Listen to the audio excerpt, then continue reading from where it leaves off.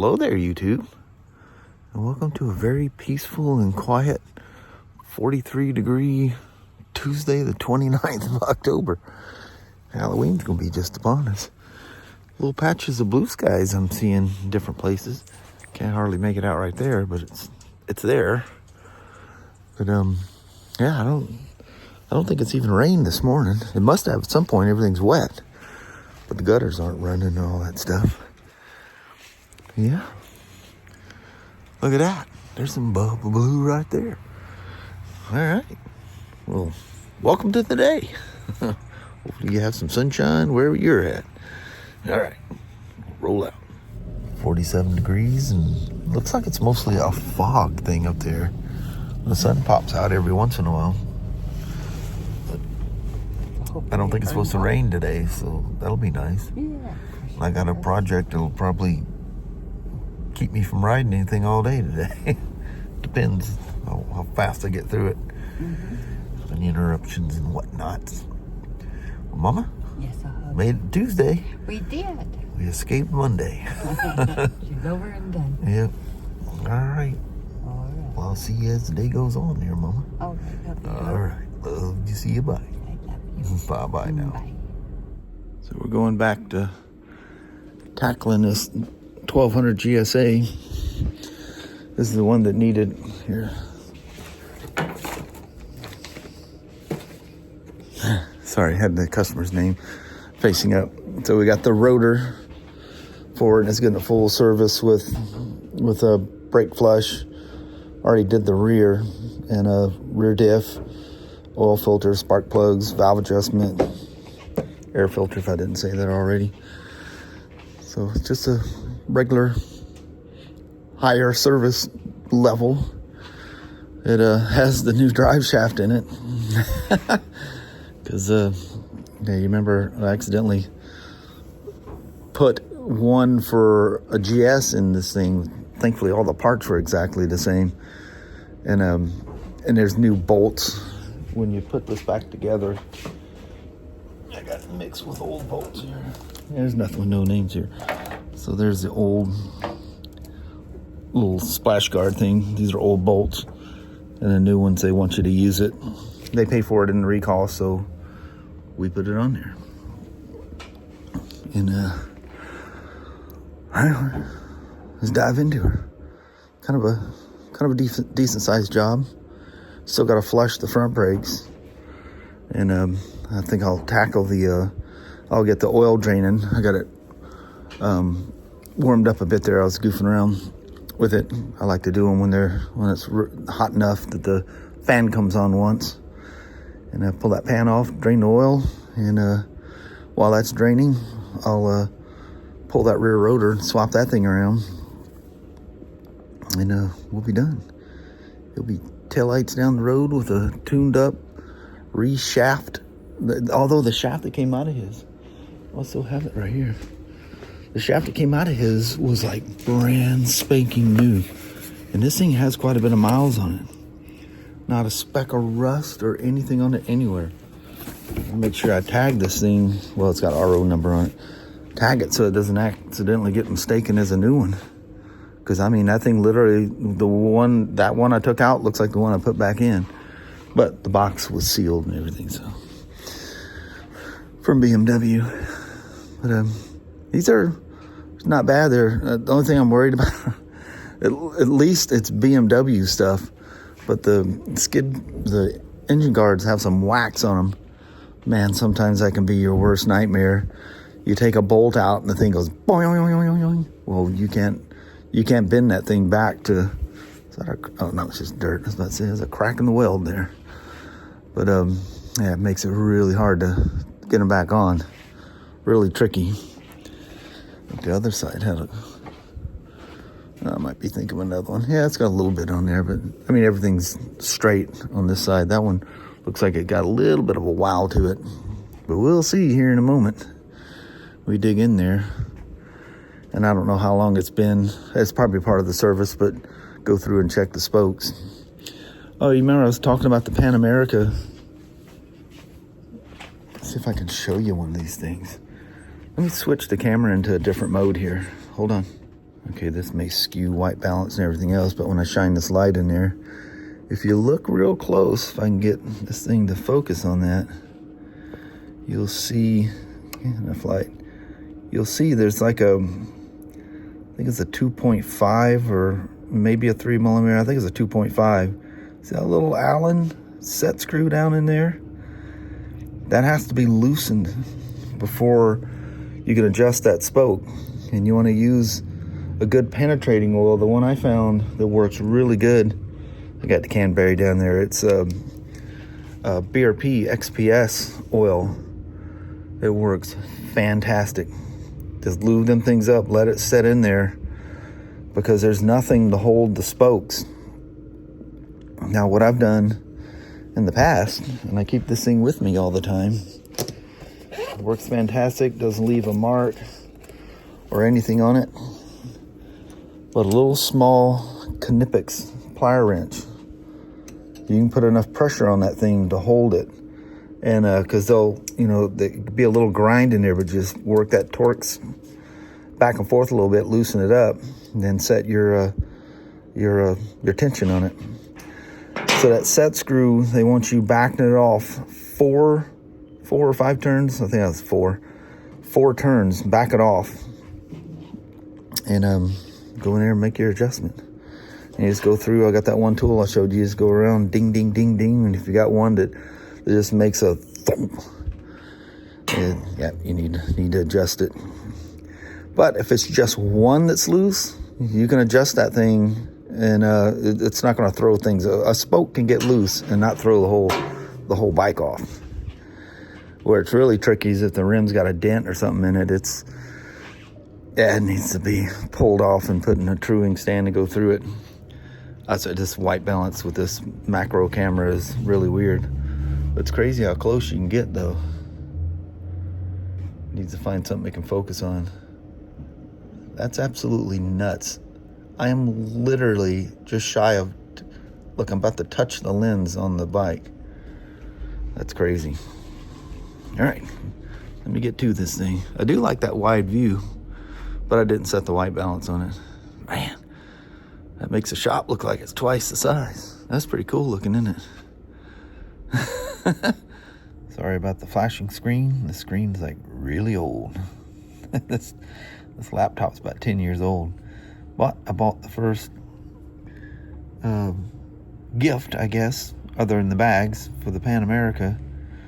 This is the Cruz toolkit for the Pan America. I love their toolkits. And I always add little trinkety things in there too, but that one's specifically for the Pan America. And I should have it here by the end of the week. It's not that expensive. Cool beans, man. I know right where it's gonna go. She's gonna have a happy little home with the bike all the time. Been banging away on this. It's the 1200s. How much simpler the valve train is on it. I mean, I do like that camshaft thing. Although it can make some noise, but that doesn't bother me a bit. They all make the same sound. It's just the way they sound. It's like that clacky sound that the Pan America makes. They all make the same sound, so nature of the beast. It reminds me a lot of the, F750, 850, and 900 BMWs. Has that kind of a same sound, especially if they've been sitting for a while. You first fire them up, it has that cam chain sound initially. Man, 20, 30 years ago, you would panic over something making that much noise. Making that much noise.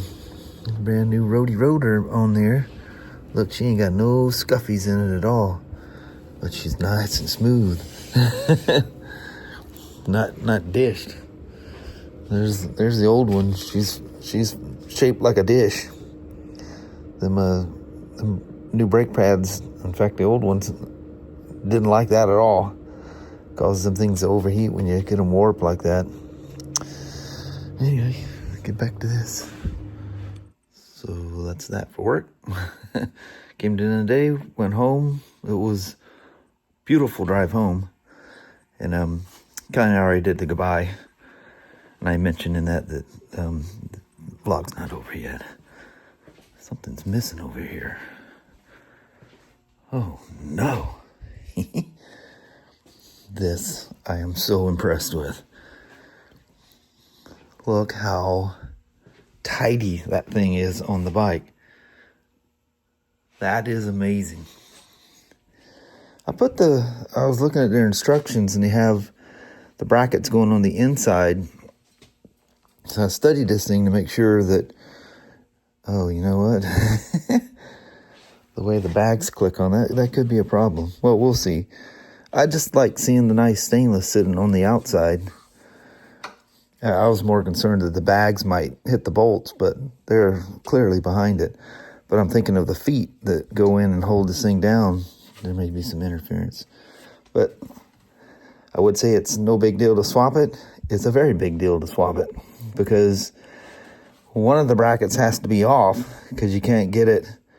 Well, it wouldn't have to be if I just went in and went from the inside instead of the outside, but I wanted to be different, do it on the outside because this bracket for the door latch, I don't know, I thought that looked better. Hopefully that'll work out.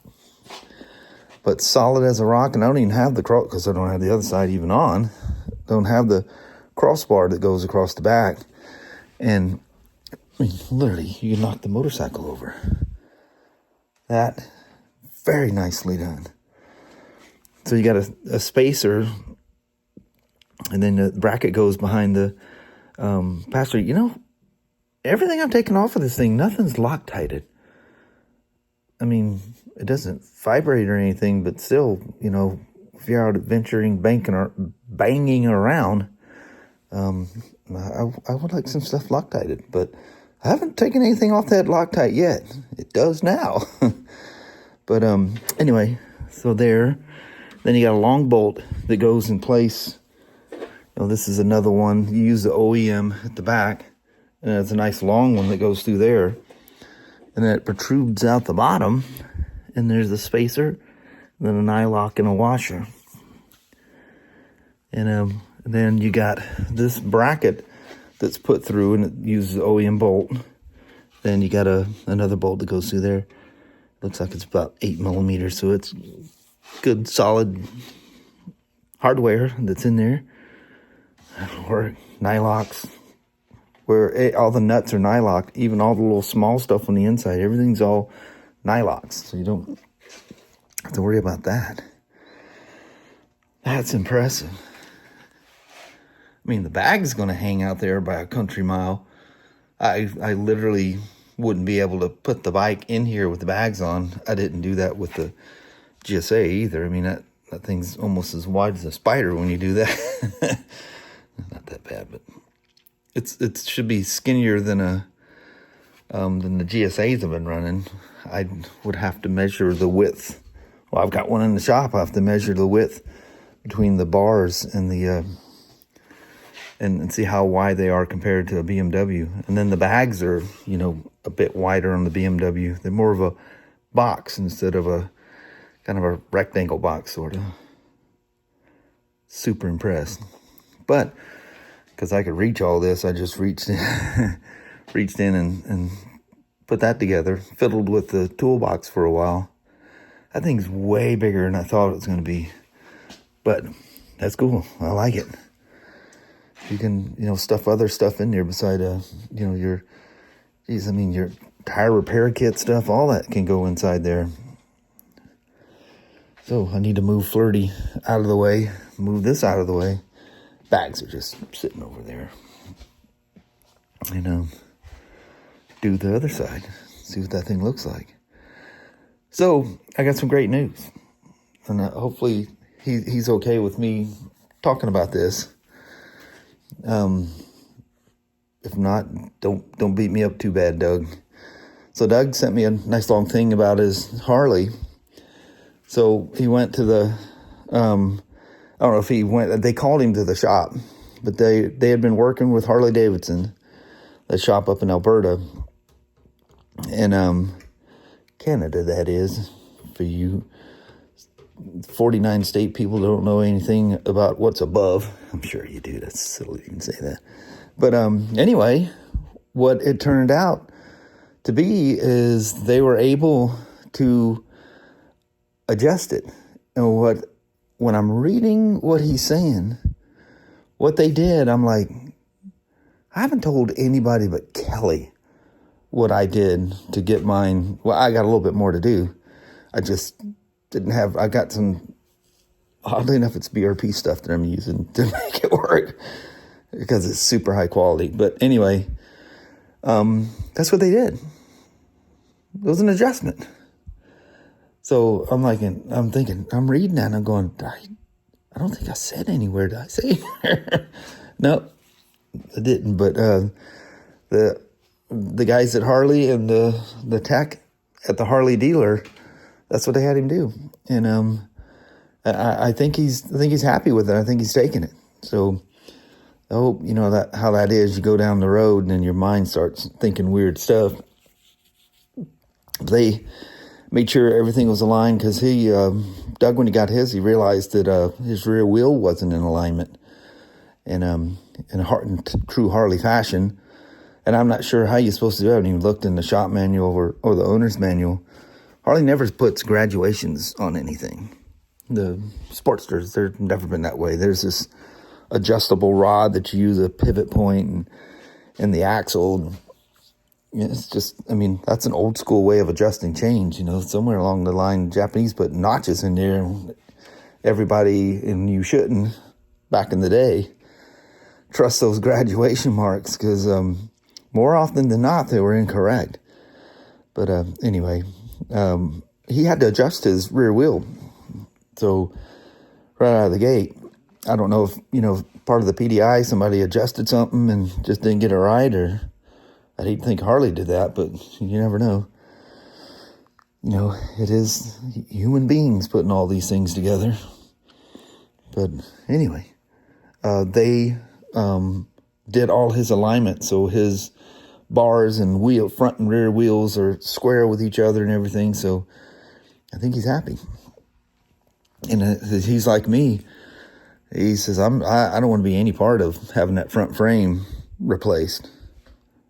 And I totally agree. I wouldn't do it. I would absolutely not do it. Even if I had to live with it crooked a little bit. Because you fundamentally, shy of taking the motor apart, you're taking this motorcycle apart to the last part to replace that frame. Everything comes off. And if you ever seen a frame swap on a motorcycle, and this is older stuff. All the computers and the ABS and VCMs and, all that stuff that bikes have nowadays, plus this thing's water cooled, but it's all kind of centralized. But anyway, it makes a massive, massive heat pile mess. And I take forever to do one because I just can't put anything, there can't be a cable routed wrong. There can't be anything wrong, and I stress myself going over everything to make sure I've got everything exact. And the cool thing nowadays, you carry this awesome camera in your pocket. So, I, on top of everything else, I take pictures because sometimes routing gets changed between the production of a shop manual. Most shop manuals, I think I've seen it. I know I've seen it in Harley's. Cable and wire routing. They tell you exactly where it should go. 99% of the time, it's exactly like it is in the shop manual. But as a model continues, they may change something, but the manual didn't change. So in addition to using the manual religiously, I take pictures. If something in the manual versus what I'm taking apart is different, let's take a picture of this and see if somebody put it together wrong and didn't follow it like it says in the manual, or there was a change somewhere. Stuff like that won't be a big enough change that there'll be a service tip or something that comes across, unless it's vitally important. Like BMW, they found out, wires were wrong, and it would, on the F series, that you couldn't unlock the seat because one of the wires would get in the way and stop the arm from unlocking the seat. That was some crazy stuff. But anyway, things change. You know, they figure out little weird things during production, and you know, once they're out in the public, you know, you do all the testing in the world, and you never know until you hand it to the public. I remember the Japanese doing training. Honda decided to get into power products, you know, lawn generators, the lawnmowers, weed eaters, and stuff like that. So this is way back in the day. So they were selling these little, and the motor was for weed eater, those type equipment, you know, little 2-stroke weed eaters. So Honda was selling this little, I think it was the EM 300, maybe it was the EM 500. Is this little generator that was dirt cheap. And if anything happened, you brought it into the store. If it wasn't something like a foul plug or something weird like that, we were to just hand the customer a new generator and get all the VIN number stuff and just give them a new one. And then we send the generator back. And what it was, a test bed, because what do the generator, lawnmowers, and stuff like that do? They live life wide open. They're pinning it to win it. So if anything went wrong with them, and unfortunately there were some problems. But anyway, you know, in all that, you know, talking to Honda engineers and stuff like that in these courses, and we at Portland Honda had a lot of exposure because we were the #1 Honda dealer for like 3 years in a row. And anyway, we got to talk to a lot of these cool people. And they said that, you know, they do extensive testing. They spend millions and millions building these crazy test tracks to you know, try to make something fail. It's all good, doesn't miss a beat. And they hand it, and they specifically said to the American public. One of the guys says, the American public can literally destroy an anvil. The impossible to destroy, they can destroy it. Things that we never thought could go wrong, the American people can make it go wrong. And that's pretty funny. It's pretty true. You know, you get around these good old boys and farmers and stuff like that, and they don't follow no rules. You know, they just fire it up, let her run. Hold it wide open, son. Don't let off until you hear glass breaking or women screaming. But anyway, let me get the other side on this thing. I'll plop the bags on. We'll see what it looks like. Check that out.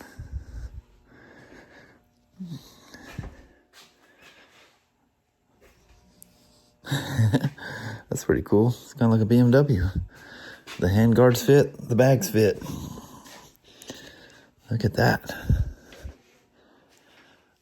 That's some big old bags. Now I'm curious to see if I'll measure these things and see how wide a BMW is. That seems awfully wide, but I'm not used to seeing my Pan America with bags on it either. That's cool. Man, that's some serious traveling. There's Danny Magoo. Let me go grab him right quick.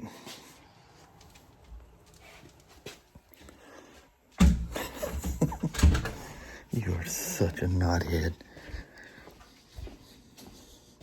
He's going, dang, motorcycles moved around here.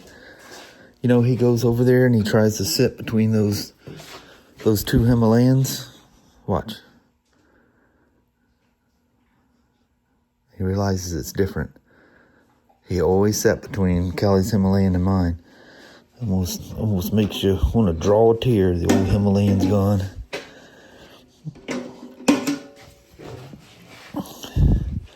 And you got a shelf. They stop. They're not a little past 90 degrees, but still, I mean, that's a useful little place if you're fixing yourself a little sandwich, changing camera batteries, or whatever. Hello. That's a serious room. I don't want to ding the old Slim over here. Ooh, look at you collecting dust out here. It's probably me blowing things around all over the place. It's amazing. There's not that much room taken away. And what I like is it doesn't, I mean, you do have that little cutaway, but the exhaust fills in nicely. It's not just sitting way off to the side and going up that way with a little skinny bag. That looks good. I am super impressed with how everything went together. I mean, just smooth as silk. Absolutely. Oh, no, and some of those bolts, like for the foot peg brackets, there's some kind of Loctite on there, but it's some weird red or pink gummy stuff.